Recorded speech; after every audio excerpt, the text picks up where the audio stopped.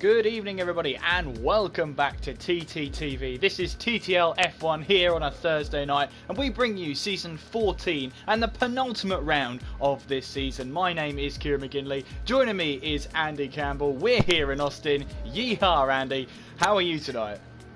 Yeehaw, howdy folks, how you doing? Welcome to Austin, Texas, and I'll apologise for that absolutely terrible accent, but I just can't help myself. Yes, we are here at the Circuit of the Americas for the penultimate round of season 14, and what's been a very exciting season, and there's going to be a very exciting end to the season as well, with a very close championship battle going on. And this is another sort of driver's mini favourite. It's obviously quite a new track, of course, which the walking Wikipedia that I am will go into very shortly, but it's got many parts that drivers like, and looking forward to another fantastic race here tonight.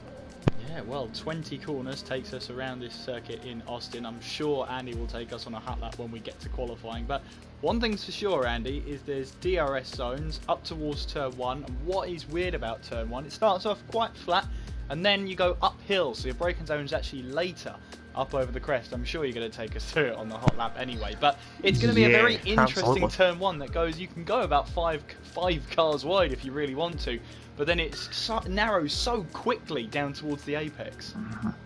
Yeah, it's so wide at the top end, but then as you're coming out of it, it just pinches up again. Yeah, it's so easy to lose a front wing there. You're going up, I think from the grid start up to the top of the hill, it's something like 135 foot, it's an 11% gradient up the hill, and as you see, you can really leave the braking late. It really invites you to attack it, but it's one of those corners that on the exit it's just going to catch you out if you're a wee bit too aggressive. You just need to be careful, but it makes for a very interesting turn 1. You've then got the next sector down the hill, takes you through basically a mirror at Maggots and Beckett's, the long back straight down towards the second sector, which is a bit more of an arena section, a bit like Hockenheim, with a tight and twisty section, and then you've got the mirror image of Istanbul's infamous turn 8 for the end of the lap. So it's really got a mix of everything, and it's no surprise to see quite a lot of drivers do like it when you take all of those factors into the equation. Well, having a look at the driver standings, and Andy, one thing to be sure of is that Spike here is that's 6 points behind our championship leader Lyronix there in the racing point. So close between the two of them with only 2 rounds to go. I think this is one of the closest TTL races I think I've seen in recent history, so I'm really excited to see how this one shapes up. Yeah, last time I remember it being this close is I think the first season, full season I did on TTL, where we had Lambo and Pole battling it out all the way up to the line basically at Abu Dhabi. I think that was season 12, so a couple of seasons back, season 11 maybe even. That was very close, but obviously last season Jack was pretty dominant through season 13. I think he had the championship wrapped up with a couple of rounds to go as well, so it's really good to see the fact that we do have a really close battle to take us into the end of the season here. We've got this round here tonight here at the Circuit of the Americas, and then we've got the finale at Abu Dhabi's Yas Marina circuit next week, where we will crown the champion, unless of course something major happens tonight, and you just never know with that turn 1. You just never know with 6 points between them. Anything could happen in Formula 1, and well, as we've seen over the many years, it normally does. Well, here's the driver standings as we see right now. Lyronix leads the way on 165, Spike's in second on 159, Jack in third, not committing a full season but still there in third place, 93 points with Sean in Ferrari in fourth place. Warren is fifth on 60 points with Recon sixth on 49 points. Troy is in seventh on 46 points, Navy in eighth on 28 points. The Gort and Lighty tied for ninth place, both on 26 points. Then we have Mays in 11th on 18 points, Alan Kay in 12th on 13 points, Graham in 13th on 10 points, Crazy Legs in 14th on 8 points, Saunders and Yuzi tied on 15th with 6 points, Barry in 17th with 4 points, and then Hustwick in 18th with 3 points. Looking at the constructors standings, Mercedes lead the way on 252, Racing Point on 192 with Red Bull in third on 105, McLaren in fourth on 98, Ferrari in fifth on 82, Renault in sixth on 68, Haas are in seventh on 57th, Williams are eighth on 21, Toro Rosso in 9th on 16, and Alfa Romeo are there in 10th place with 13 points. Andy, if you had to choose between Lyronix or Spike with only 2 rounds to go, who have you got your money on? Well, anyone who knows me officially knows I am a gambling man, which is one of my many vices. I don't smoke, but that is one of them. It's a tricky one because they've both been so good. I mean, Lyronix came out the blocks like Usain Bolt at the start of the season. The first 4 races, 3 wins in a second to get things started. It looked like he might have done what Jack did last year and sort of walk away with it. But the new iteration of Codemaster's creation. Spike's really picked up that consistency which we're so used to seeing from him as well, and it's just really brought the battle back into really close proximity. Just now, just seeing a couple of cars already heading out onto track. It's a tricky one. I would be happy for either of them to win.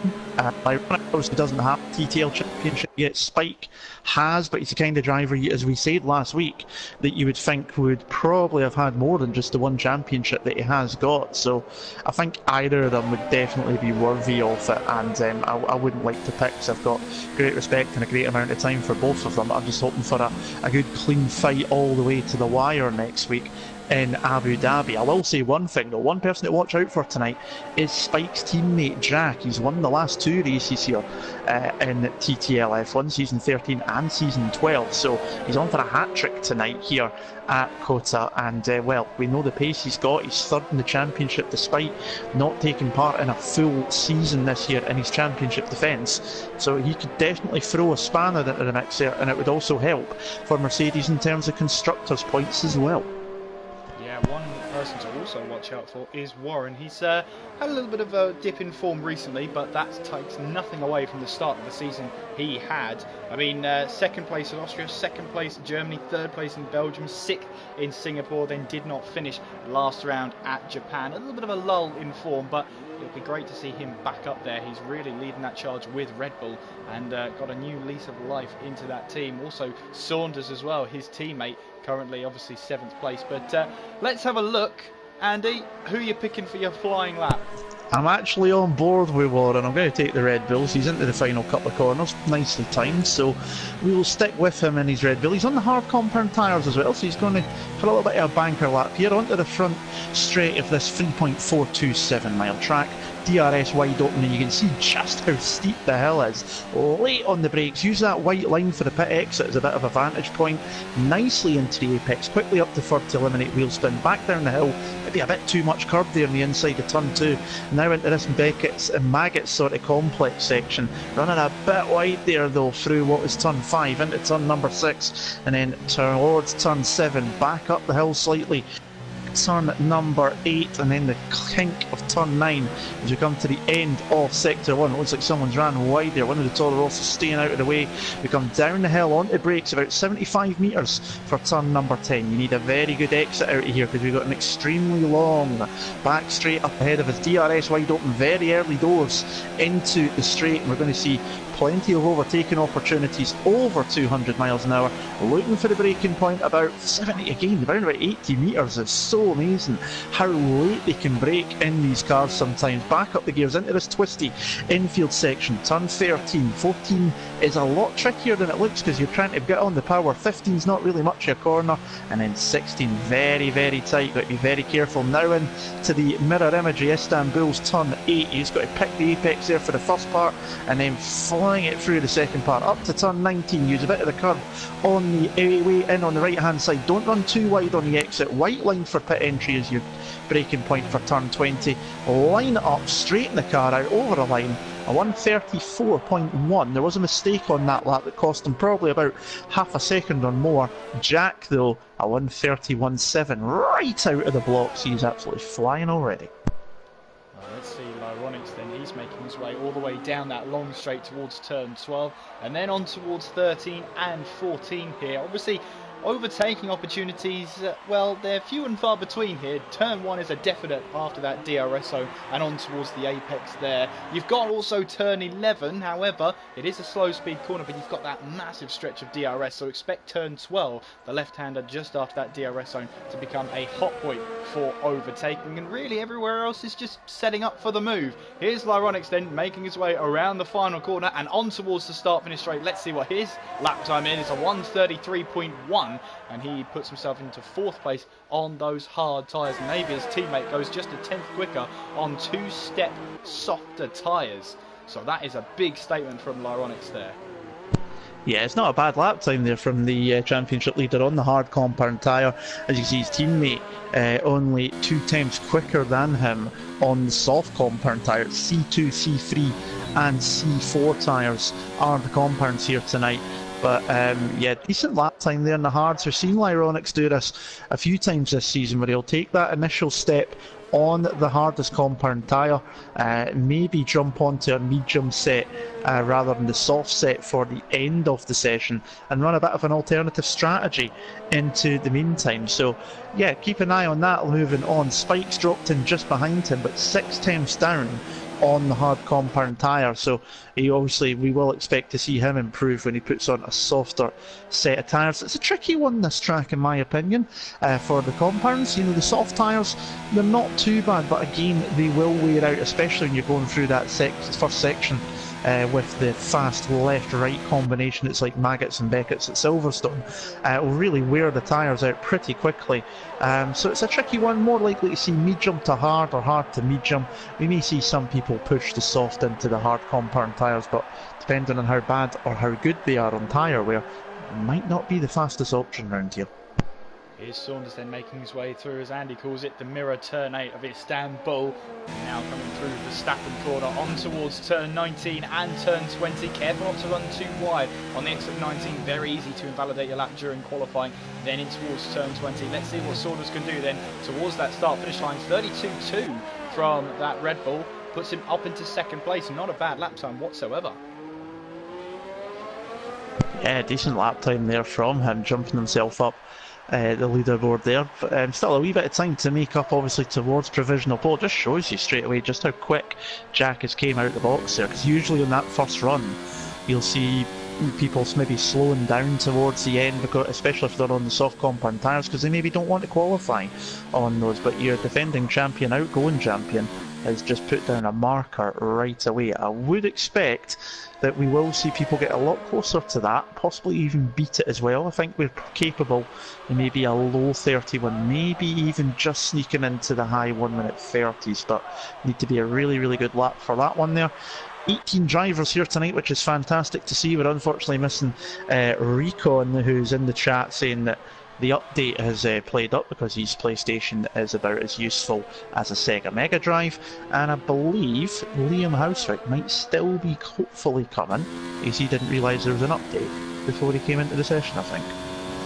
We were just riding on board, or watching Lyronix make his way through turn 11, had a little bit of a moment on acceleration out of the corner, then hit the anchors and locked the brakes on the exit of the corner. Very strange one there, but he is still going out there, but probably abandoning that lap. Here is Spike then making his way through 14 and then on to way towards turn 15. Now turn 15, if you're brave enough to go up the inside, by all means go for it. However, you're going to be compromised for your entry in towards 16, 17 and 18.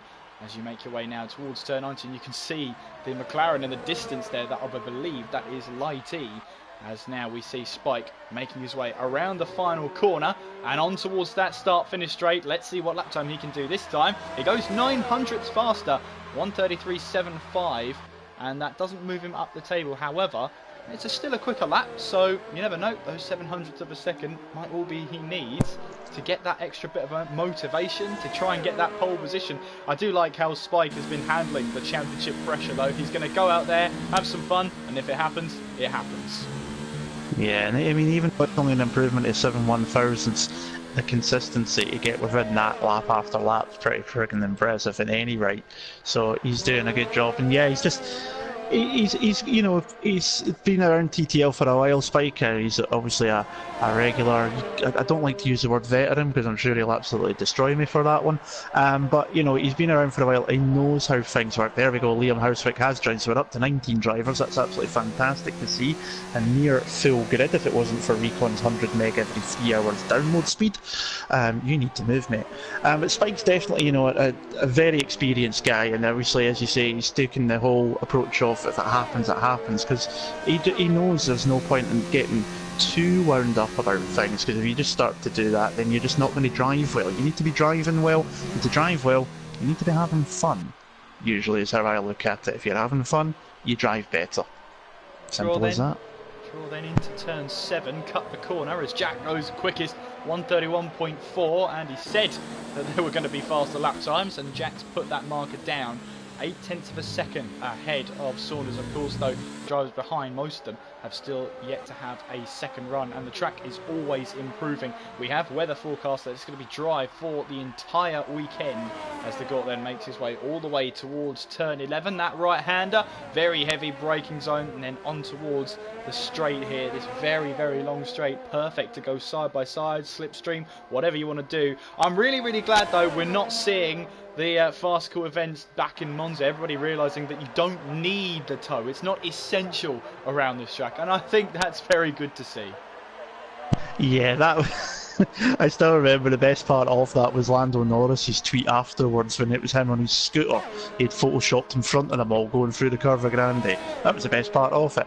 It was an absolute joke, wasn't it? I mean, we were laughed about it, but this is the top end of motorsport, and we were seeing that. But it just shows you obviously how aero-sensitive these cars are, and thankfully the drivers will.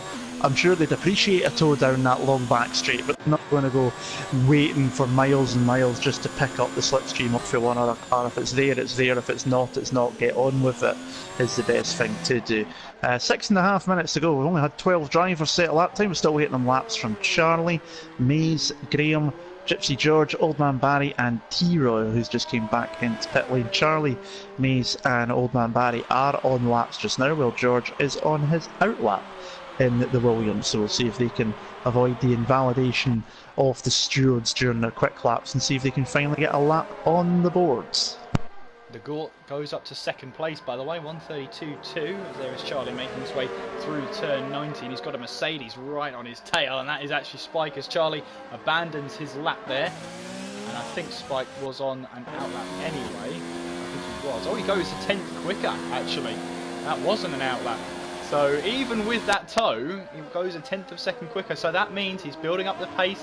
He's getting to know where the braking points are, where the acceleration points are, and to get quicker and quicker and quicker is a really good sign, because at the start of this qualifying session he was 7/10 off. Now he's only half a second off his championship rival there, Lyronics, on exactly the same tyre, and in fact 4-lap old hard tyres even. So good signs from the ex-world champion, 1 title to his name compared to Lyronics' 0 right now. One of these two will write themselves once again into TTL history's book. So who will it be, I wonder? Yeah, it's a tricky one, as we were saying in the intro, but my opinion is both of them deserve it. It's a shame you can't have co-champions, but whichever one of them doesn't, I'm sure they will pick up one at some point in the near future. Well, we've been yapping away.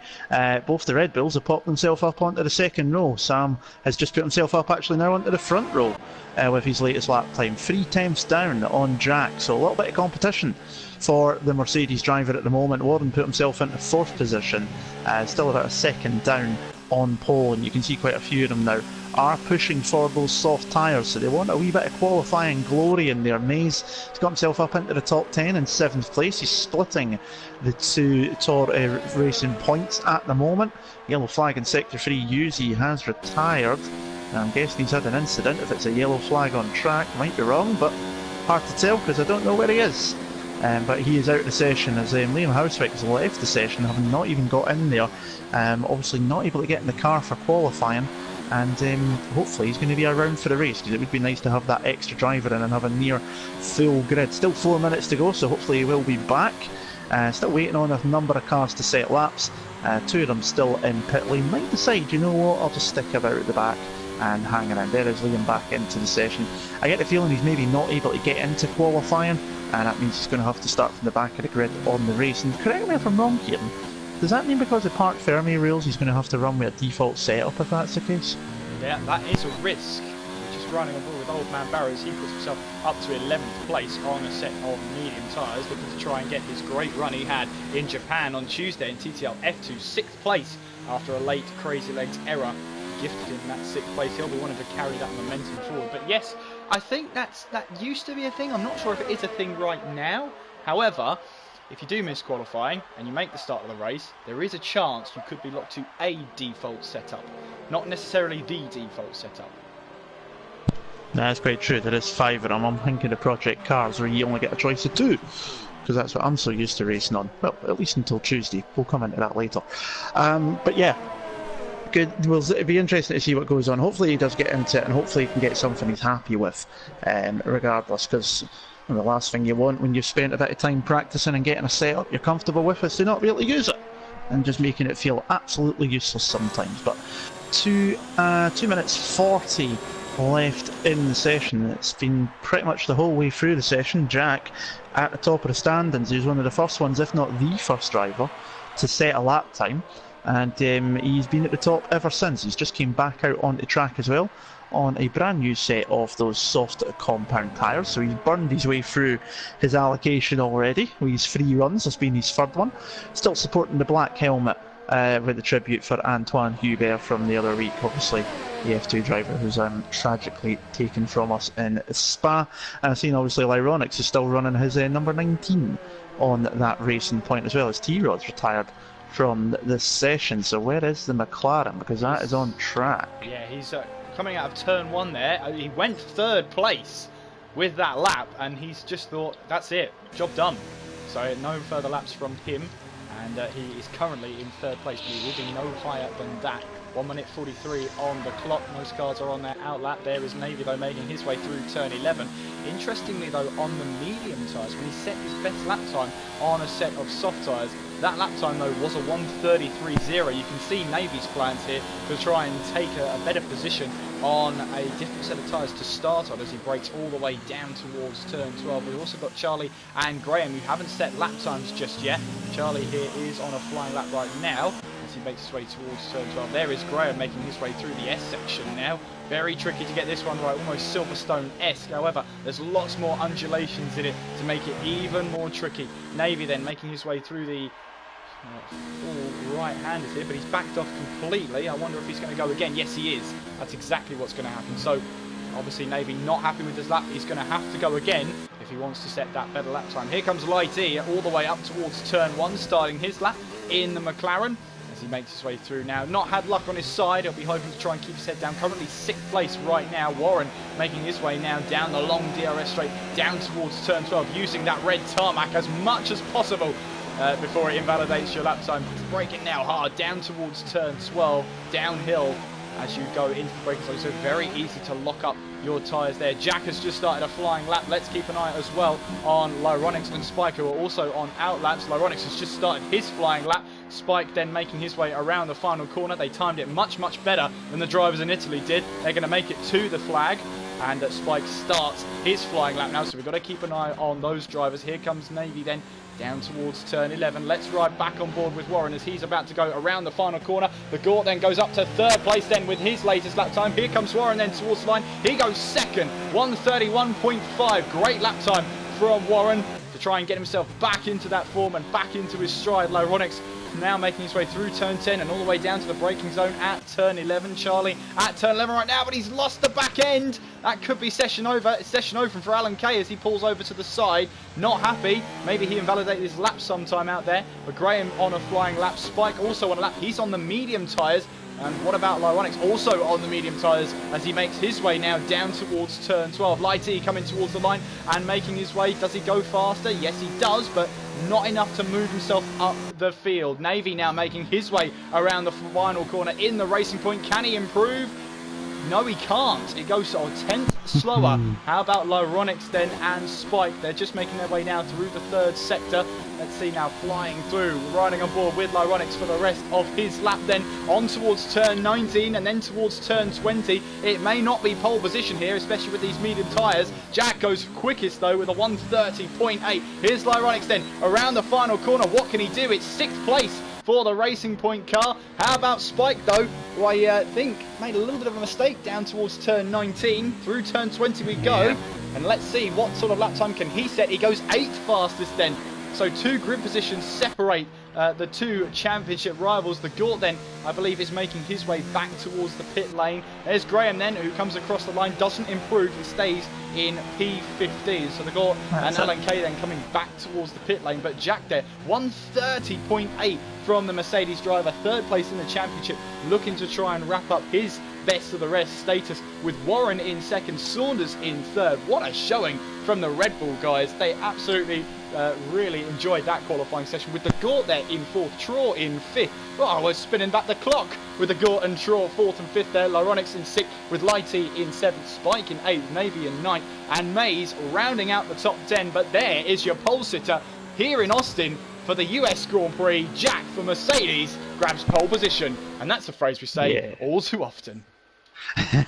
Absolutely. I was actually on board for about the second half of the lap from Jack, and through sector 2, the tighten up section, it turns 12, 13 onwards and everything.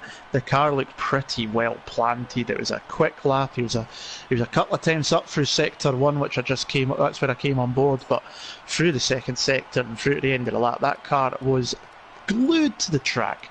You would have thought it was an Adrian Newey Red Bull. It was that glued to the track. Fantastic lap. I did say we might get into the 1 minute 30s, and well, Jack's done exactly that. Well, 1 minute 30.8, 7/10 clear of anyone else. 2 times a winner here in the last 2 years. Did say it beforehand, could he go for a hat trick? Well, based on that form, you've got to make him a clear favourite to take the victory here tonight. Now, what we have to remember is that obviously Jack is on the soft tyres, but our 2 championship contenders, 6th and 8th, Lyronics and Spike respectively, both starting on those medium tyres. They are going to be the drivers to watch for this start, because of course you want to be starting on the soft tyres. That's the tyres that's got the most amount of traction, the most amount of grip off the start finish line, the most amount of mechanical grip. So ideally you want to start on those soft tyres. But Lyronics and Spike have seen each other. Maybe there's a bit of rivalry going on. They're both starting on the medium tyres, so they're both trying to extend their first stint just a little bit, so they don't have to worry about going onto the hard tyre at the end. They have no issues with tyre wear. They can just go for it. Whereas Jack might have to be a little bit more conservative, especially towards the end of his first soft stint. Yeah, definitely. So obviously Jack's in a wee bit more of a different position, where because he's not done the full season, he's not in the championship fight, he can go for it and he can just drive that car as fast as he wants. It's not going to make much difference to him at the end of the day. He'll obviously want to win, but it doesn't really have much in the way of championship implications. So he does need to be careful. That those tyres could drop off a cliff, and that could also mean if they go off too soon, that when he's on the harder compound towards the end of the race, he could do the exact same thing. Expect that Mercedes though to sprint away if it gets a good start. I get the feeling that he's going to put the foot down, try and get out of DRS within the first couple of laps from the guys behind, and just try and disappear into the distance so that he can then keep the gap, manage the tyres, get to the pit stop window that he wants to have, so he doesn't have to worry about that later on in the race. And we've kind of got about 2 or 3 different stories or races to keep an eye on. We're going to have the fight for the victory, obviously, which incorporates everybody. Need to keep an eye on how Jack does against the likes of Warren and Saunders. Those Red Bulls are looking pretty decent. You mentioned the Gort and T-Raw taking the clocks back, everybody jumping in a TARDIS for that one. But obviously the championship battle with Spike and Lyronics, 6th and 8th on the mediums, as you say. And there's midfield battles are usually pretty good as well. So there's plenty of battles to keep our eyes on tonight. Outside the top 10, Crazy Legs is on the medium compound tyres, as is Sean, Graham, Alan, Kate and Charlie. And the hard compound tyres for Old Man Barry, Yuzi, Gypsy George and Liam Houswick, who has managed to get into the sessions in the Haas tonight. He's usually in the Renault. Maybe he couldn't quite select the car he wanted. I know that menu's a bit fun to do when you're trying to join mid-session. I've tried it myself, it's a pain. But 28 laps ahead of us. I'd expect to see Jack probably pitting somewhere around, I don't know, maybe lap 7 or 8 possibly. Medium compound runners maybe somewhere around about lap 12, maybe 14 if they can push it. Don't expect any of the hard compound runners in until around about the late teens at the earliest. It's going to be an interesting race, mix of strategies, near full grid here tonight. Yeehaw, let's get started. Yeehaw, indeed. The words right out of my mouth there. But here is Jack then, leading the field on towards the grid here for the penultimate round of TTL F1. Lyronics 6th, Spike in 8th. 6 points separate them in the championship. 2 grid positions separate them here in Austin right now. How will it be after 28 laps here at the US Grand Prix? Jack is starting on pole position. He has got the 2 Red Bulls right behind him who are looking to try and get that win, their first win of the season. We get the green flags to signal the start of the start sequence, and it is 5 red lights here in Austin. Round 10 is underway, and what a start like. Looks like it's a great start from Saunders then, as they make their way up towards turn 1. The racing point there, that's of Lyronics trying to now go round the outside, is it? As Jack keeps his cool then and keeps them in towards turn 1. Lyronics then moves up the field. That's actually Navy. I got that wrong. Navy running wide there and losing a couple of positions. Lyronics, though, is down to 6th. We've got yellow flags in sector 1. That's Barry in trouble then. That is at turn 2. So Barry spun the car around there. Graham moves ahead, and in fact of George there. George is in a little bit of trouble as well. He's fallen down the order, running a little bit wider. I wonder if he's got damage to that front wing. I can't quite see any, so it looks okay right now. However, there is Jack leading with Saunders 2nd, Warren in 3rd, Draw in 4th, Gort falling to 5th though, with Lyronics and Spike 6th and 7th. This is the battle for a championship right here, as Spike of course won't have the DRS just yet, but he's got the slipstream of the racing point ahead of him. Look how much he's closing in then as we head now down towards turn 12. Spike goes up the inside, but it doesn't look like he's going to commit for the move though. He's right there on the inside, but not along enough side to try and have a real go at that one. Navy, meanwhile, trying to recover from that start. He's now back up to 9th place. Mays then qualified in 10th, and at the race start right now, he's currently running in 10th place. So not a bad start, especially after his F2 start last time around. Didn't even make to the first corner. I got about 100 metres down the straight before it all went wrong for his F2 performance. He's made it much further than that then, almost to the end of the first lap. So it's a good start for him. Just kept his nose out of trouble this time, although it's fair to say that it really wasn't his fault that he retired so early in F2 last time around. But at the end of the first lap then, it is Jack who leads in Austin. It's Saunders 2nd, Warren 3rd, Traw in 4th, the Gorton 5th, Lyronics in 6th with Spike 7th, Lighty 8th, Navy 9th, and Mays rounding out the top 10. It's Sean 11th, Crazy Legs 12th, Uzi 13th, Graham 14th, Hustwick in 15th there, starting from the back of the grid. It's a good start from him. Charlie in 16th, George 17th, Alan K 18th, and Old Man Barry at the back of the grid there with that spin. Puts him at the back of the grid right now. All 19 drivers who started this race are currently running in it, and Uzi's in trouble. Yeah, didn't catch that one. He's off the track. Yeah, I don't know what's been happening with Uzi. He's had a few moments in the last couple of races, which is frustrating to see. But yeah, first lap, plenty going on in the opening stages. Navy, you mentioned running wide.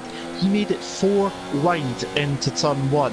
Who was on the inside? Well, it was Lyronics and Spike with Lighty in the middle going, I want no part of this, and backing out of it. And unfortunately, Navy was the one that run out. George is in the wall, yes, down the hill, and I think he's going to retire right there because he's not moving in any way at the moment. So plenty going on. Sean's just gone by Mays as well, and there's George leaving the session. So first retirement already. But yeah, 4 wide into turn 1, push Navy wide. Spike put it up the inside into turn 1, nearly got the move done, but Lyronics managed to get the traction down through turn 2 down the hill before the S's section of 3, 4, 5 and 6, and held on to 6th position for the moment. So kept an eye on those two at the start. Meanwhile, Jack has already got himself, as I said he was going to do and try and do, out of DRS range, 1.4 seconds clear of Sam, who's jumped his teammate in that first couple of laps. Biggest gainers on the first few laps. Well, Sean's up 4 places into 10th position. Liam Housewick up 5 places, up to 14th from the back of the grid.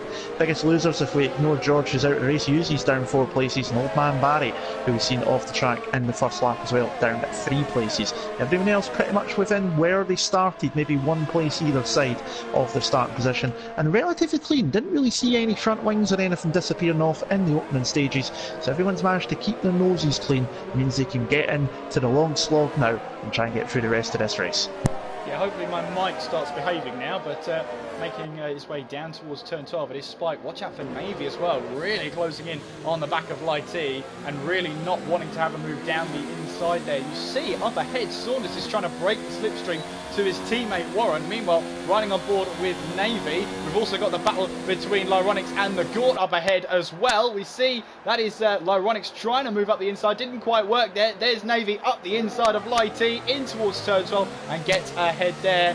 Nice move from the McLaren. Meanwhile, the Gort is under pressure then from Lyronics. Lyronics might try a switchback here as we head now towards turn 15. Did try it, trying to prioritise his exit there, but didn't quite find that traction he needed. And the Gort is a good defensive driver. He knows where to place the car. It is very difficult to overtake him, especially on a track that has few overtaking opportunities. It's going to be tough for Lyronix out there, but with DRS it might help him, especially on the run down towards turn 12. Let's see what the exit play is like up towards turn 1 with the DRS wide open in the slipstream of the Gort. Then let's see where Lyronix will go. Will he try and move in towards turn 1? He brakes much later than the Gort though, but nowhere for him to go. He didn't try up the inside. There wasn't really the space there. The Gort had the line, so Lyronix here is going to be staring at the back of that Renault front rear wing for a couple of laps at least, I would say.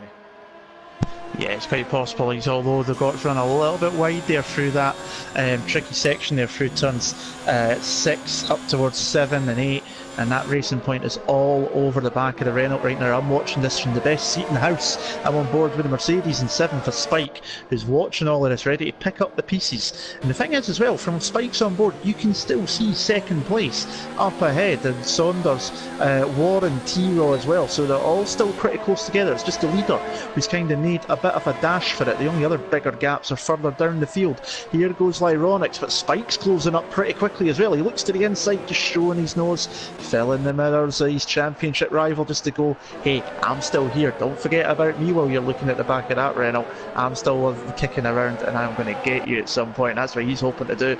Made a little mistake there though, coming into turn number 13. A little bit of wiggle on the car, but he managed to correct it up nicely. Still within DRS range. Navy though is looking very quick. Now he could do his teammate Lyronix a huge favour very shortly, because he's on those soft compound tyres, like Spike obviously on the mediums, and Navy could play a bit of a rear gunner maybe for his teammate here, because if he can get ahead of Spike, he's got the grip at the moment. He's only got a couple more laps before those tyres start going off.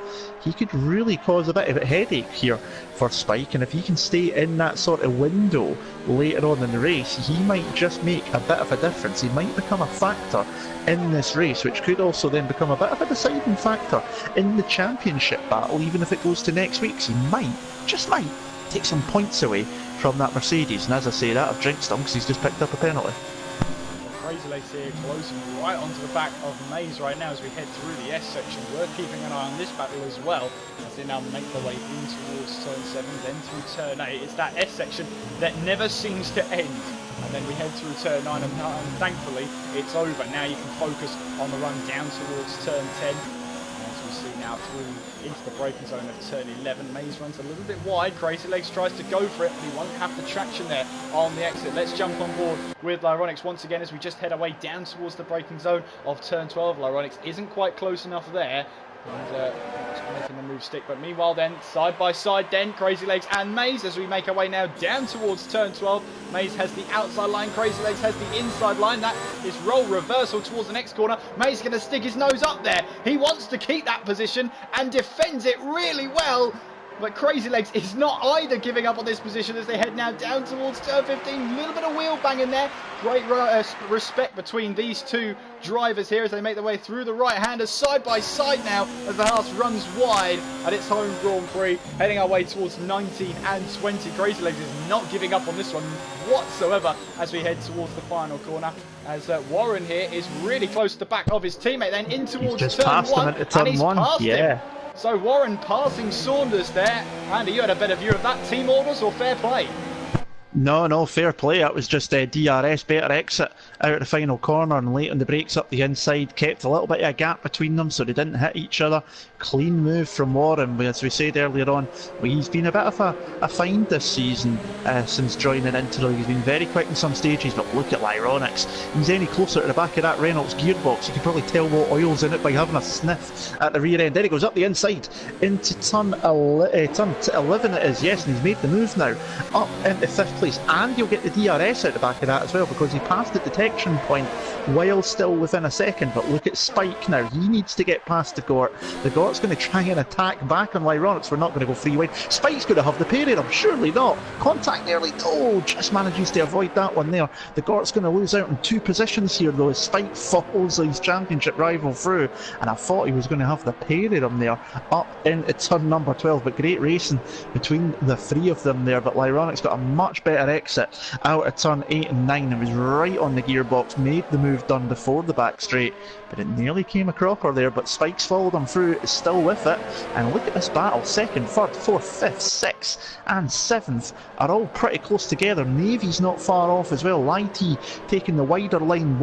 out of there. He ends up in Sacramento if he keeps doing that before much longer in 9th. It's a wee bit of a gap before you get to the top 10, so the majority of the top 10 are all within that one shot as you head up towards turn 1, and that's what we like to see. It's brilliant stuff. I'll tell you who else enjoys that though. It's Jack out front, 4 seconds clear of the field. His Crazy Legs is first to come into the pits. Now he's been on medium tyres, so I'm just going to keep an eye on him because I think he's a must get wing damage to cause an early pit stop later. Yeah, he's missing the front wing entirely, goodness me, that is completely missing off the Haas. He's had a major moment somewhere, and he's putting on a set of soft compound tyres, so that's a definite 2-stop for the Haas now, because there's no way they're getting to the end of the race, because if they do, well, I'll eat my invisible hat. And I'll hold you to that one as well. Meanwhile, Lyronics is right on the back of Traw, as Warren here trying to break away from his teammate behind. But look at Traw with the straight line speed, and probably help with the ERS as well. It's closing in on Saunders. Yeah, you can see 1 stage difference on the ERS there. And there's Spike going for a move down the inside in towards turn 12. Traw runs wide and hands the position to Lyronics. How about Spike though? He's going to have to go the long way around here, and Traw might lose out on 2 positions. And that's exactly what's happened. Too much speed into turn 12, and Traw's lost 2 positions just like that. Yeah, just running a little bit wide and taking the advantage of that one there. I was just quickly following through the field because Yuzi's had a moment, missing part of his front wing there, dropped a few places. But yeah, advantageous there, T-Raw running wide there in amongst everything. Is that a Red Bull coming into pit lane? That is, it's D. Warren into the pits, so the first of the front runners pitting before the race leader as well. That's going to be quite important. The GORT also no, sorry, not the GORT. Navy comes into the pits for racing points. So 2 of the first top 10 in now, as we see Ironics that got the wing camera just as it was skipping through, and all I could see was Red Bull gearbox there. That was very, very close. But yeah, T-Raw making a little mistake on the exit at turn 12, and Spike able to follow through on Ironics and just losing out in 2 positions. He's still there, he's still close by though, and he can still make something off this. Yellow flag in sector 3. It's Yuzi running wide. Crazy Legs just came through, and Yuzi's having a bit of a nightmare at the moment, heading for pit lane with that damaged front wing. And I'll tell you what, the way he's travelling into pit lane, I would not be surprised if he's going to retire from the session right here, but we'll soon see. Moving up the position ahead of Graham. That looked like a pretty easy move. Fresh tyres compared to old tyres, and Yuzi has retired from the session. Meanwhile though, Lyronics has got the DRS down towards turn 12. He'll be on the outside here. Saunders, will he try a move? No, he doesn't. And Lyronics then takes away 2nd place. Now that's going to be a boot up the backside for Spike, and he has responded up towards turn 13. He's leaving nothing to chance right now. He wants this in his own hands, and he's happy to stay behind by Lyronics, but no one else, it seems, took a risk there, and it paid off big time. Well, he licked the stamp and sent that one, and thankfully the airmail freaking delivered that. Goodness me, that came from a mile away. Unfortunately, he's got the karma back from it now because he's just picked up a 3-second time penalty for his triples through the later part of that. But wow, he came from so far back. I was not expecting that. I was just about to start looking through the field when all I see is this silver bullet just flying by on the screen out of absolute nowhere. It was unbelievable how he got it slowed down. Great respect though to both of them. He made the move done. Saunders seen it coming as well, so fair play to him. He was able to leave the space to make sure there was no contact, but Spike is making sure he's sticking to the back of that racing point like glue at the moment.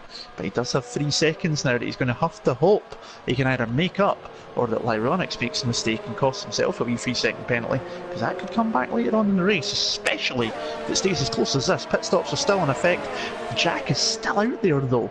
8 laps now, 9 laps he's on just now on those soft compound tyres, and obviously he's done a few laps in them in qualifying as well, so that's a fantastic effort at the moment from the race leader, and he's still pulling away slightly from the rest of the field. But then again, they're squabbling, no worries. T-Raw in the background there, as Spike's looking up the inside into turn 11. Contact made between the two championship leaders. Has the Mercedes driver got the move done? He has at the moment, but Lyronic's back through. Spike's turned in on him slightly there. Don't know what's happened there. That looked like he just turned across him. Not sure what was going on there. I don't think Spike would intentionally turn in on anyone. It's not the kind of driver he is. Maybe something else happened there, but Spike's got the move done at the moment. Can he pull away? T-Rod did get by in a Red Bull in the background, but we had to take advantage of looking at the battle between the two championship protagonists, and the Mercedes is through at the moment, but a little bit of bumping and banging between them. I wonder how they'll take that later on. I wonder indeed, as Saunders and the Court come into pit lane. That's going to promote Shaw up to fourth. Here comes Lyronix up towards turn 1. Up the hill we go, braking much later and steering straight towards the apex, and takes second place away, parks it as well, so Spike can't get a good run. That is great driving then from Lyronix, keeping his cool, and Spike thinking about a move up the inside of the S section, maybe rather filling the mirrors rather than thinking about a move. But Lyronix has coped well with the pressure of leading the championship and leading his championship rival as well on track. So it's great to see Lyronix bounce back from that. A little bit of contact there, but Lyronix's move was as clean as you like up towards turn 1. Spike having a look there, as you say, filling the mirrors through turn 3. I just about absolutely had a heart attack, thinking there's going to be a mighty impact and a huge crash. Here goes Spike though, his chance once again. Well, that's a breeze by that one there, nice and easy. ERS not even needed with that one because the DRS is so powerful. And that's Spike back up in the second place. A lot cleaner this lap round. No hassle this time by. But Lyronix will try and follow them through, do the same thing up towards turn 1 again. This battle could go on for another couple of laps yet. And they are actually gaining in between all this on Jack. They've brought the gap down by about half a second in the last lap, so those soft compound tyres are going off. Expect the race leader in this lap, I would say. Meanwhile, old man Barry has just been passed by 2 cars down into turn number 12, or he's trying to make sure it's only 1. Oh, he's just drove into the side of Light there. He came across his nose, no damage, but old man Barry losing 2 places there in the space of 1 corner as they got in Light go by. And Jack's into pit lane, T-Ro's followed them in as well, so Spike and Lyronix now lead the race. Expect them in and within the next 5 laps, I would say. So Spike leading the way then on lap number 11. Where does Jack rejoin then? Does he rejoin in traffic or clear air? There's a racing point ahead in Navy. Navy. And it is going to be ahead of Navy, but behind Warren right now. So Warren's undercut has worked, but 3 laps is the difference between those 2 tyres. Warren's going to have a tough time towards the end of this race. Yeah, absolutely. It's going to be a tough time. 3 extra laps on those mediums. They're going to need to go an awful long way. What's that? I can't do the maths quick enough, but it's definitely a lot more lap. Thank you. I'm glad you're good at maths because I definitely are not. But yeah, that's a long way to take a set of medium tyres for sure. I'll need to keep an eye on that one. But Jack back out in 5th. It's a fresh set of mediums. Down towards turn 12, gets the inside line with the DRS. Spike tries to focus on the cutback and try and make a move towards turn 13. Lyronix isn't going for that one again and defends the inside line. And yet, you see Spike can't do anything about that down towards turn 14. And someone's told them, maybe they have the lap counter 10 laps forward than it actually is, the 2 of them. Because they're battling every single lap here like the championship falls on this race. Of course it doesn't. No holds barred between them though. They are battling like it all depends on it as we now head towards turn 20.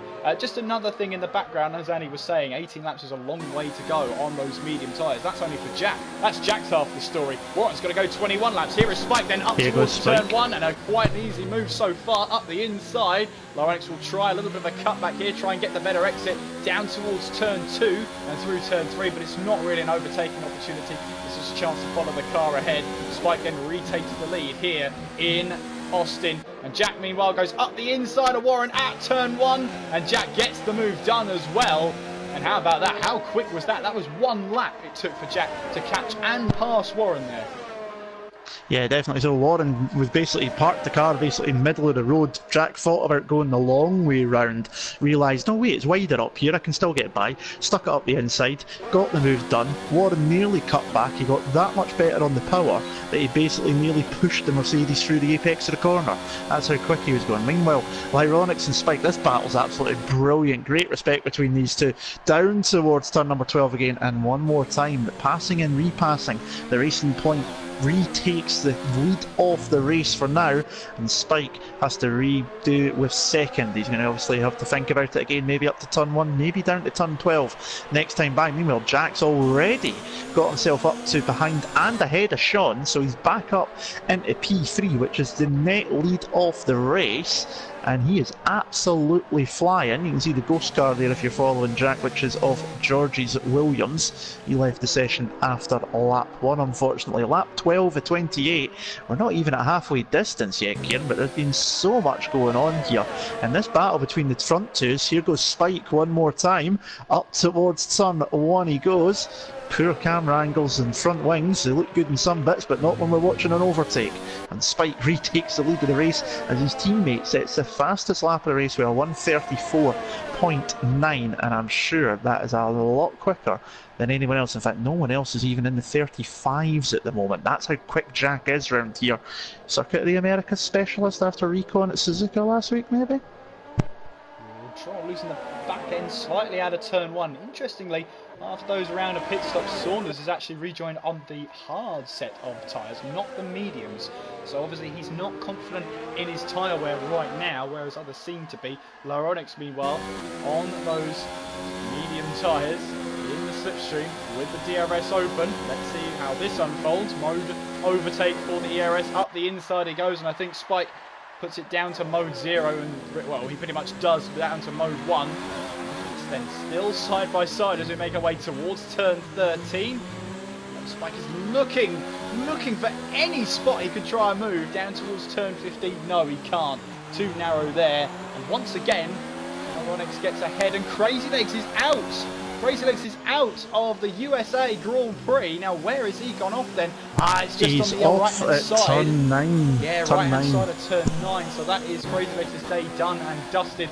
A shame for him and a shame for the Haas car to retire in front of the home crowd. They've got Liam Hustwick, but he is supposed to be in the Renault. So technically, that's the one and only Haas out of this race. Spike then down the main straight and up towards turn 1 once again, up the inside, and once again retakes the lead of this race. This is becoming deja vu. Every single lap we see Lyronix get past down towards turn 12. We see Spike get a move done up towards turn 1. We'll just keep doing this for 14 more laps, and well, Lyronix is going to win this one.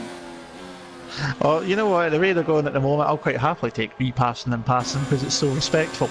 I will say one thing though, because they've been fighting on older tyres, Jack's took about 3 seconds out of them in the last lap. That gap was 10 seconds, or over 10 seconds, it's now 7.5, and coming down very, very quickly. Navy has just gone by on Sean up into turn number 1 as well, so that's put the other Racing Point up into 5th position. And as I say, later on in the race, when the top 2 do pit, he could play a bit of a rear gunner maybe later on into this race. Sean doing a nice job once again for Ferrari in the top 10 solidly. Graham having a battle with Charlie there at the turn 1, and Graham's got the move done on the Alpha. Alan Kay getting a watching brief of that just behind him. Lighty trying to catch up to the Gort. These guys have not long been into pit lane within the last 4 laps, and the McLaren too far back at the moment, you would think, to make any move into turn number 12. And Lyronix not able to repass into turn 12 on that lap, so he is going to have to carry on. Any of them going to pit? No, they're going to carry on for another lap here, and it's going to be very soon. They're surely, you'd think they're maybe going to pit in the same lap at the moment. Spike's got a much better run at the moment. Has he turned the battery up? No, he's not really, to be honest, but that's going to be the first lap we've had where they've not repassed each other for about 7 laps now. I think Lyronix hasn't had the cleanest lap. I think Spike's just kept his head down because Lyronix didn't get a good run through the S section. Therefore, he didn't get the run down towards turn 12 like he normally would. He's a lot close to Spike this time around, though. You can see now making his way towards turn 7, then through turn 8, and then over the crest, over turn 9. And once again, yet still quite close behind. Back end wanted to step out on him, actually, on the exit of 9. and then heading down towards the braking zone of turn 11. And this time Laronix looks a lot closer than he was last time around. Can't quite keep that car in check though.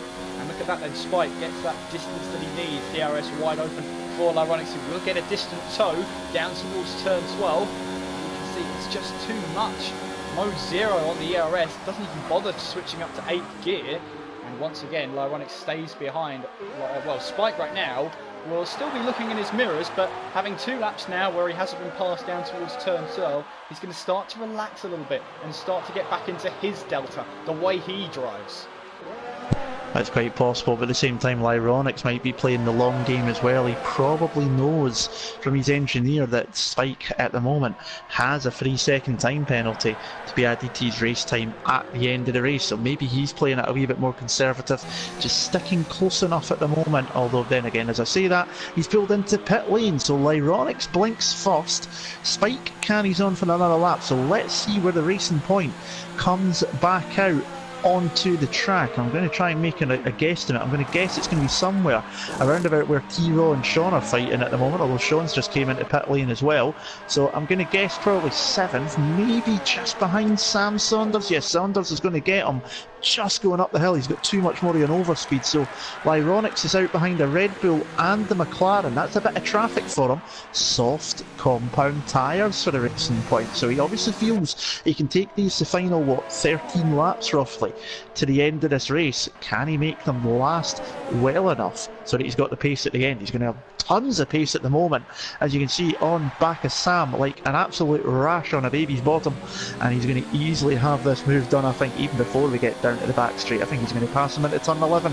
Perfect overrun. Saunders goes to the inside to defend. Laronix like, that's fine mate, you do that, I'm going to go the long way round, and even if I don't get you here, I'm going to get a better exit, and there you go. DRS not even enabled yet. Bye bye, I'm away. Quite away at the moment, because Saunders is still there in the slipstream. Will he try and move down towards turn 1? The only problem is he's trying to activate his ERS, but it's in energy conservation mode, so it's not actually deploying at full spec. So Laronix there is able to pull away. So that begs the question, what tyre will Spike pit in on? And what lap will he pit on? Because he's not pitting yet, so it's another lap around for Spike. I think he's trying to get... Yeah, it's got to be softs, surely. It's got to be softs now. If Laronix is doing that and he's going out for another lap, it's surely got to be the soft compound tyre, and he's going to have a little bit more life in them come the end of the race, so keep an eye on that one. Jack Rose looking pretty for the race victory, only 4, nearly just 5 seconds down on Spike at the moment, but having already done his stop. Warren fighting off Navy at the moment, Navy catching up very quickly. Laronix has just sneaked by on T-Raw into turn 1 as well, so it's a racing point 4-5 at the moment. Navy having a pretty decent race at the moment. He's got a long way to take those medium tyres, so that could come back to catch him towards the end of the race, but he's had some good pace here at the Circuit of the Americas. He's up 5 places from starting in 9th, so really good stuff from him so far, and he's all over the back of that Red Bull at the moment. Can Warren hold off the advances of Navy? They both pitted on the same lap, so equal wear roughly, you'd imagine, on the tyres, but keep an eye in the background because Laronix is coming. The championship leader is on the march. The Gort and Lighty have been battling away. A couple of laps ago, Lighty went up the inside of the Gort there into turn 1 and got the move done. The Gort hasn't quite lost it, but Navy and Warren battling now in towards turn 13. Side by side they go. Warren's got the inside line, but now Navy will have the inside line down towards turn 15. Up towards now, as they're still running side by side through the right-handers though. It is Warren who'll have the track position. Navy still wants to try and make this move work then around the outside, and then coming down towards turn 19. Navy up the inside now. Contact made between the two of them, and Navy has to back out of it. Warren meanwhile comes into the pits. Did he get front wing damage? I'll have a look at that. I'll keep an eye on that one at the moment and see if he did, but side-by-side action there, and Warren dives out of it for pit lane. No wing change, so he's just decided he's had enough of those tyres, maybe? I don't know, maybe did he pick up a puncture, maybe? During that situation there, did the rear wing of the Racing Point catch the back of the Red Bull and give him a puncture on those medium compounds? Because that's like for like on the Red Bull. He's going to be pretty quick now towards the end of this race. Surprised he didn't put a set of softs on it. And he's spun at the top of the hill as well, coming out of pit lane. He's just put the rear wheels on the curb. He's came back on. Old man Barry's picked up a penalty for avoidance. That's a bit unfortunate for him. But Warren, that's a strange one coming out the pit lane. I can only imagine a puncture, since there is no damage to the front wing, no change, and then spins it just to compound his misery as he comes out and catches the curb on those fresh tyres. That's not going to do them any good at all. That is the way the cookie crumbles sometimes. Sometimes your luck is in, sometimes your luck is out. And at the moment, Warren's luck is definitely out right now, down to P11 right now. I wonder what is going on with that strategy. Of course, on those medium tyres, goes on to another set of mediums, not onto a set of softs, which is what I thought he was going to go on to. However, watch this battle here between Lyronics and Navy as race leader Spike finally into the pits. That will allow his teammate to retake the lead of this race. So it is 12 laps on those tyres, compared to Lyronics, who will have to do 14 laps in total. Lyronics will quickly go through with the help of the tow from his teammate. I don't think Navy's going to make this battle too difficult. Up towards turn 1. No, Lyronics goes straight up the inside and takes second place away. Navy back down to third. Traw and Saunders will overtake Spike then in the pit lane. And Spike now heading down there. We've got Instant out there. It's Warren and Old Man Barry in the last two corners. Don't know what's happened. I've just caught the end of that, but they're both facing the wrong way. Wing damage to both, so Warren's going to have to make a second stop within 2 laps. And that Red Bull was facing backwards when I jumped across. So something's happened. They've obviously had some sort of contact. Warren's had enough of it, so I know he watches the stream along, so we'll probably hear from him in the chat shortly. But that is the end of this. That's an absolute horrible couple of laps, no matter what's happened there for the Red Bull, because he was up there, got into a fight with Navy over what is now third place, ended up in the pits, went like for like as Spike flies, nearly flies into Saunders, but goes by Saunders for P5 now on those fresh tyres into turn 12. Comes out of pit lane, does Warren, spins it, and then at the end of the lap, contact with Old Man Barry into pit lane with wing damage, decides enough is enough. And I'll keep an eye on the chat, because I'd imagine we might hear from him very shortly as to what's happened. That'll be interesting to see what he has to say. Recon, real quickly, what does AC mean? It's my name, my friend. When you see that, that means it's me that's posted it. There you go. Navy comes into the pits then from third place. So this will be, I think he's going to go for the fastest lap of the race here. It's got to be. Got to be. That's the only reason why. But it won't help his teammate here by coming into the pits, because now Spike, all he has to do is try and dispatch Traw in towards turn 1. Can't quite do that.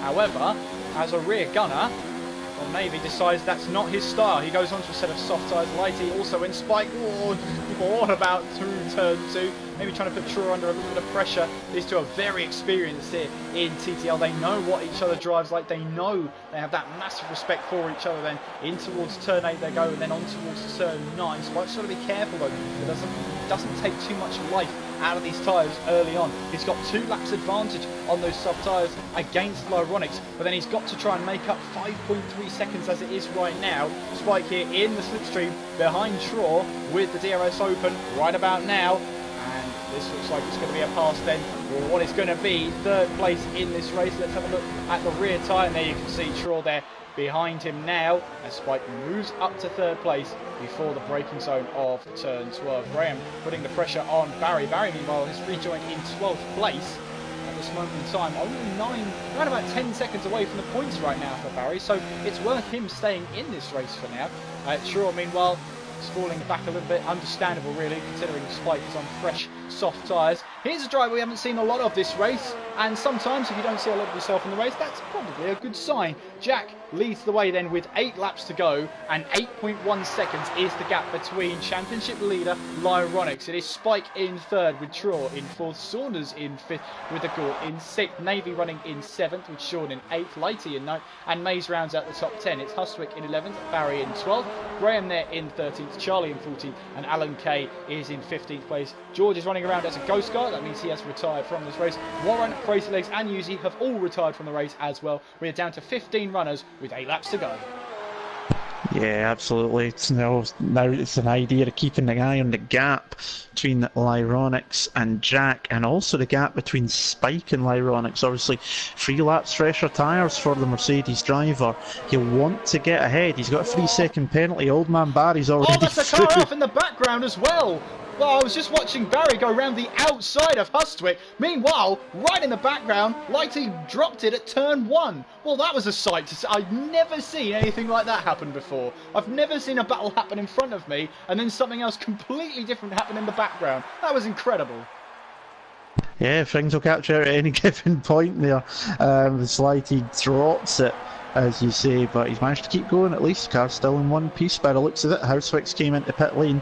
I'll tell you what, old man Barry on those fresh tyres, I think he's on a good chance of getting that final point off of Maze. He's already closed the gap up by a good number of seconds, but as I was saying before that drama kicked off, the gap between Lyronix is in the worst place. He's got a Mercedes ahead and a Mercedes behind. The only good thing for him with the Mercedes behind is that's the one he needs behind him, because that's his championship rival, and Spike still has that 3-second time penalty to contend with as well, so he really needs to get the hammer down if he wants to try and finish ahead. His ideal situation here tonight was finishing ahead of Lyronix. He came into this 6 points behind, remember, and his ideal scenario would be staying ahead of him so he could gain a couple of points to make sure it was a winner take all when it comes into the final round next week. But as long as he stays close enough, anything could still happen. I'm going to take a wee moment to have a look through the penalties in full and see if anything else has changed that we've not caught.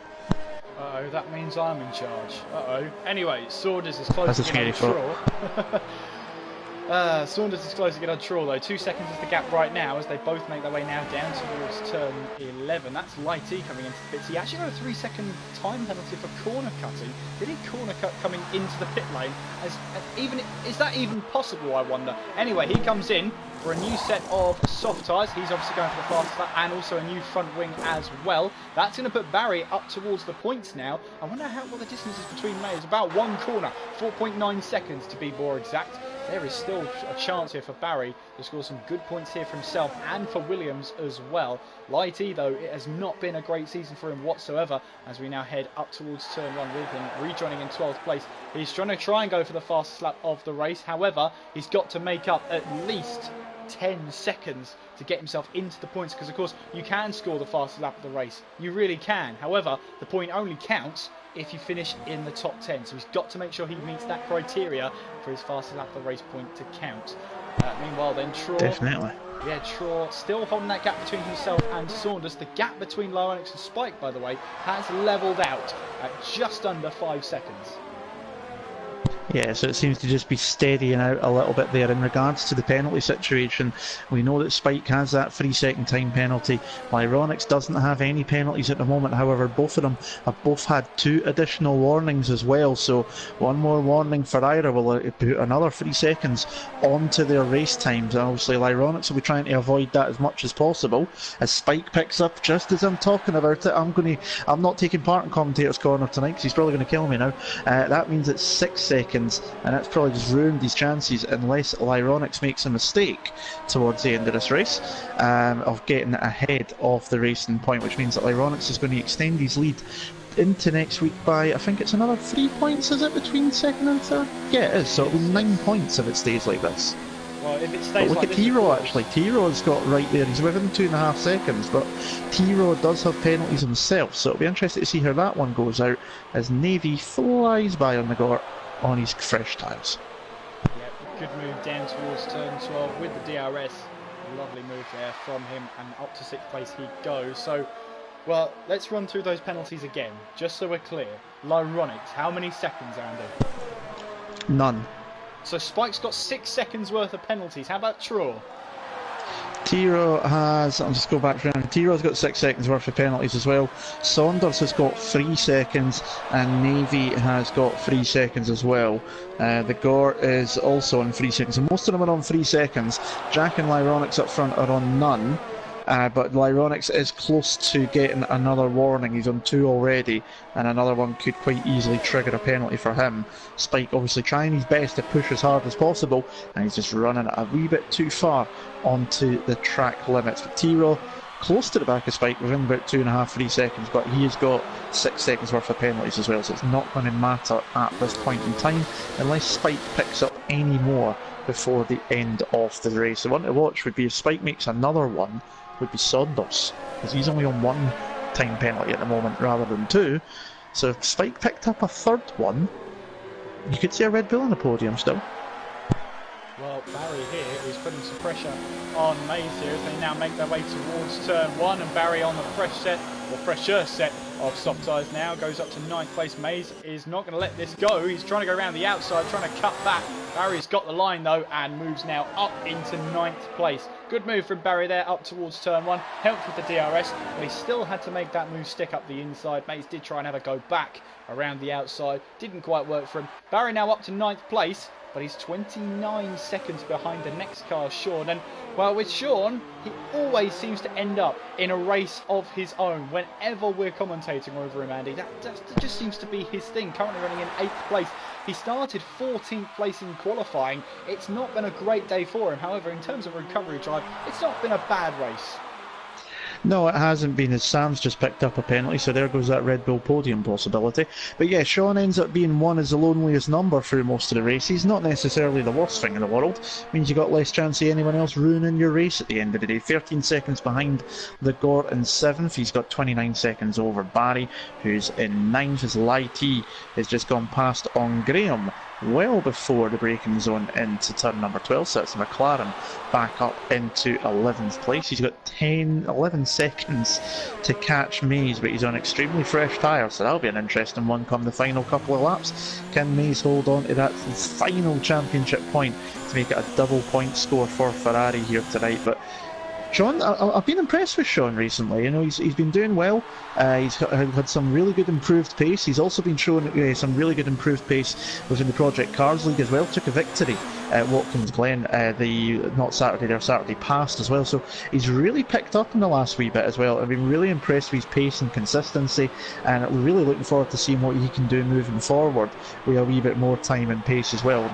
Plenty of drivers have been improving. We've mentioned Alan Kay who's obviously been in a very public arena doing no assists at all, and his pace has been picking up again across both F1 and Project Cars as well. His pace in that has been really, really good recently as well. He's been fighting up there for podiums. So, you know, it's really good to see these drivers pushing the limits, trying to find where their sweet point is to get the speed up, and some of them have made some fantastic improvements over the last wee while. But at the top though, it's as usual, it's the usual suspects that we see normally at the front, and it's Jack at the moment looking serene on his way towards that hat-trick of victories here at the Circuit of the Americas. 8.7 seconds over Lyronix in second. Spike's got the gap down to 3.8 in third, but obviously he's got 6 seconds worth of time penalties. As Sean's decided to pit, so he's going to take pretty much a free pit stop.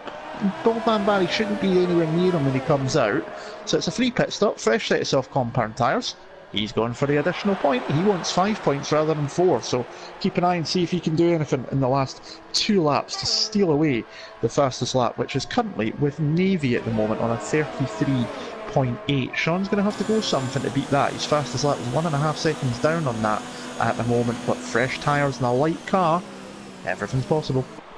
Everything is possible. There's a battle going on here between the two Alfa Romeos of Charlie and Alan Kay. The battle for 14th place as they make their way in towards turn 13 and on towards turn 15 now. Of course, they've had to have their battle, and now they've got the dilemma now of the blue flags, which adds that extra element to their battle. They want to be battling for position, but they've also got to let through the cars behind. That's Traw, now the next car next to them. So not only will they be battling away, but they've got to try and avoid that dreaded 5-second stop-go penalty for ignoring blue flags, and that's not always easy to do.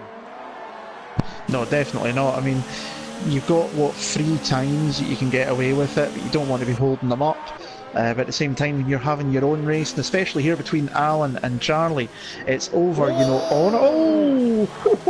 Charlie turned in there with Traw down the inside. Oh, that was close. Meanwhile, Alan Kay, though, that will have unsettled Charlie, but Alan Kay doesn't go for a move, and probably the wise decision through the S section. There's really nowhere to place the car. Meanwhile, then, Navy, is trying to make his way through. Alan Kay then has to dive out of the way of the apex there. really trying to get out of the way. That's cost him so much time though. But Navy still trying to close in on Saunders up ahead. Then Charlie moves aside on the left-hand side towards the braking zone. He'll then take the racing line. And Navy there, of course, blue flags, of course, you get 3 of them to make the move stick. And obviously Charlie won't want to slow down. He wants to try and get ahead of Alan Kay, but I don't think Navy's going to be too happy with that one from Charlie down towards turn 11 there. No, it's an art in amongst itself. We talk about the art of racing, we talk about racecraft and everything like that as well at time to time, but it's an art in itself to actually be able to avoid any cars coming through to lap you if you are down towards the back end of the field without losing much time. That's actually probably a trickier thing to be able to do than it is to actually nail a fast lap, to be honest with you. So yeah, not the easiest thing. Obviously Charlie's in his own race, he's trying to beat his teammate, he's looking for his own personal honour in finishing as far up as he can, but the guys trying to lap are trying to get through. They are much quicker at this point, and Navy probably won't be too chuffed at Charlie for that, but again, sometimes it's just a tricky thing. It's a very fine line between what's right and wrong, and we've seen obviously with T-Raw going up into turn 1 on Charlie, just so much later on the brakes. He made so much ground up the braking zone. Thought he seen a gap where Charlie ran a bit wide at the apex, put it up the inside. Charlie was coming back across still. Had no idea the McLaren was going to be up the inside there because it was so far back originally, and luckily no damage to either of them as we're now on to the last lap of the race. I'm just going to keep an eye on Sean quickly through this final corner because this is his first lap on the fresh compound tyres and he's not quick enough. He's made a faster lap. It's a 34.5, so he still needs to find 8 tenths if he wants the bonus point. It's still going towards Navy at the moment, but Jack's on his way towards the finish line. He's actually in the final sector already. Absolutely, making his way now through turn 15. Got a little bit of oversteer on this lap through turn 1, and to be honest with you, I think that's the only mistake he's made this entire race. He makes his way now through that right-hander, that long right-hander, on towards the final 2 corners now. Only a corner to go before he seals his 3rd race win of the season. Jack makes his way across the line. It's 3 times a winner in season 14. 3 in a row at COTA. He's unstoppable here. Jack takes another win to add to his illustrious total. Lyronics comes across the line to finish in 2nd place. It is Spike in 3rd. 3 points the gap between them right now. Here comes Traw towards the line. It's going to be neck and neck between Saunders. Davey loses the back end. He crosses the line just before the car retires. So his 6th place will count there. The Gort then finishing in 7th place there. Not a bad run from the Gort then. Qualified high up the order, but sometimes things don't go your way. But yeah, Jack winning that one. So 3 points gained for Lyronics. It's 9 points between the championship rivals as we head towards the final round. Sean then on a lap. It's currently half a second down through the 2nd sector. So it looks like he's just trying to try and make this car last to the end here, round the final corner, in a race of his own towards the end there. But he makes his way into 8th place there. Barry then trying to continue on his great form in F2. Got tangled up with Warren about 10 laps ago. However, he makes his way around the final corner to pick up some points and carry on his great form he's had in F2. Lighty, meanwhile, well, I said a couple of laps ago, he's got to try and finish in the points. That's exactly what he's done. Penalties, but he's got a load of penalties. That's a huge amount. So Mays moves now up to 10th place with those penalties. Graham will surely come across the line to finish in 11th place, and Hustwick there will take the car, I believe, into, well, it's 13th place there. But your winner here in Austin, Texas, 3rd win of the season, 3rd win at COTA for Jack. Yeah, flawless race from Jack. The only thing he didn't get was the fastest lap. He's basically led from, apart from the pit stop phase, start to finish from the start of qualifying. First lap, pole position, nobody bettered him. Led from the start, led away till the pit stops was the only time he was headed.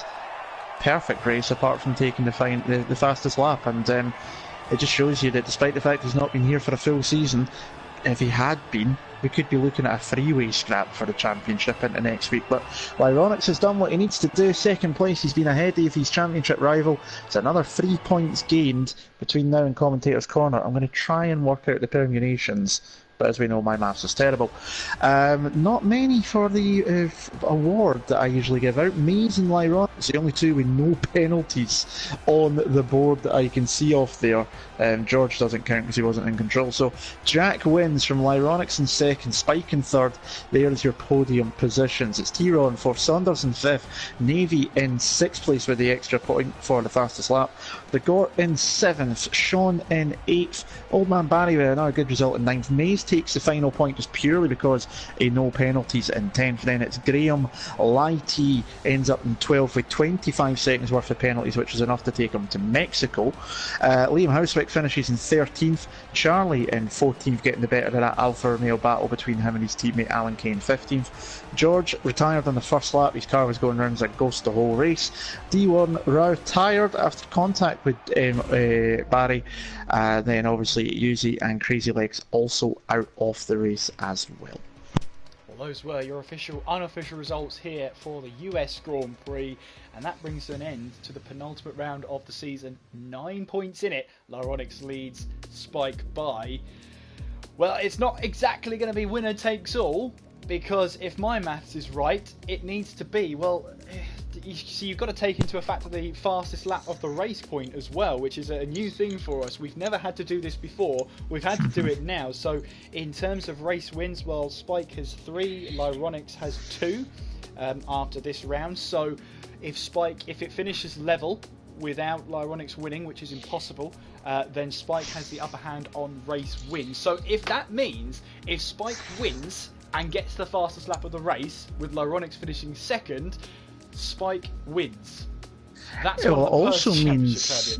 Well, actually, if I'm doing this right, if we take the fastest point in the equation as well, if Spike wins and Lyronix is third, the 10-point gap there. Even if Lyronix gets the fastest lap, they would be tied, but Spike would win it on countback because he'd have more wins.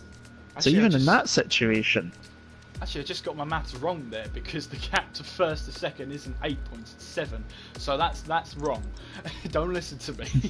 Never listen to me. Yeah. What have we learned from 25 for the win, 15. But yeah, we'll sort it out. We'll do it. We'll have a whole sheet ready. I'll have a whole sheet plastered up against my bedroom wall, so I don't forget. Right, this is this. Oh, well, season finale then, Abu Dhabi next week. Hope you can join us for then. Well, we have a couple of drivers. I think we should do commentators' corner, don't you, Andy? Yeah, why not? As long as Spike doesn't lunch me because I cursed him a couple of times, unfortunately. Well, I hope you've enjoyed this US Grand Prix. Apologies for my mic at the start.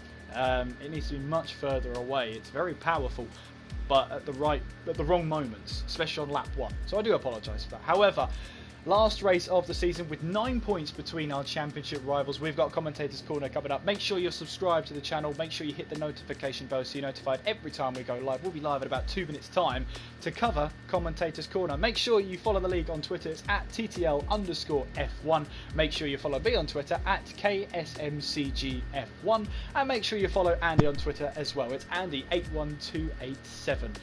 Andy, Commentators Corner awaits us, so we should probably start a new stream. Yes, I think we should. Let's get a move on with that, shall we?